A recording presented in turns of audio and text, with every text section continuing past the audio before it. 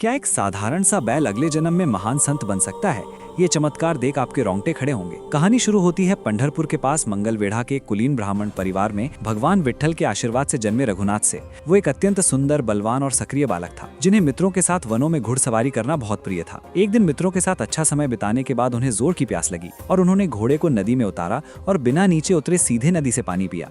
तभी एक सन्यासी ने ये देखा और उन पर चिल्लाते हुए कहा, किम पशु पुनर्जन्म कहा, अर्थात क्या तुम अपने पिछले जन्म में पशु थे? इन शब्दों को सुनते ही उनकी स्मृति में उनका पिछला जीवन जागृत हो उठा और उन्हें अपना पूरा जीवन याद आ गया। पूर्व जन्म में रघुनाथ श्री मध्वाचार्य के बैल थे, जो शिष्यों के साथ बैठकर गुरु की शिक्षाओं को एकाग्रता से सुनते थे। जब शिष्यों ने भावी ज्ञान प्रसारक के बारे में पूछा तो मध्वाचार्य ने इसी बैल की ओर संकेत किया, जिससे शिष्य चकित रह गए। वर्षों की गुरु सेवा के उपरांत उसी बैल ने रघुनाथ के रूप में पुनर्जन्म लिया। पूर्व जन्म का बोध और जीवन के उद्देश्य का ज्ञान होते ही रघुनाथ मध्व संप्रदाय के महान संत अक्षोभ्य तीर्थ के चरणों में शरणागत हो गए और उनसे संन्यास की दीक्षा देने का अनुरोध किया। श्री अक्षोभ्य तीर्थ ने उनसे पहले अपने माता पिता की अनुमति लेने के लिए कहा, लेकिन उनके माता पिता ने मना कर दिया। लेकिन उस दिन से जब भी उनकी पत्नी और माता पिता रघुनाथ को देखते थे, वो उन्हें स्वयं आदिशेष के रूप में दिखाई देते थे। जब वे अक्षोभ्य तीर्थ के पास गए तो उन्होंने कहा कि रघुनाथ का जन्म इस संसार में एक उद्देश्य के साथ हुआ है और उन्हें संन्यास लेने की अनुमति दी जानी चाहिए। माता पिता सहमत हो गए और रघुनाथ को संन्यास की दीक्षा दी गई। उनके गुरु ने उनका नाम जयतीर्थ रखा और श्री मध्वाचार्य के ग्रंथों पर अनेक टीकाएं लिखने के कारण वे आगे चलकर टीकाचार्य के नाम से प्रसिद्ध हुए। ये माना जाता है कि श्री जयतीर्थ इंद्र के अवतार हैं, जिनमें शेषनाग का आवेश समाहित है और उन्हें देवी दुर्गा का आशीर्वाद प्राप्त है। ऐसे महान संत के लिए एक लाइक तो बनता है और कमेंट में जय श्री विट्ठल।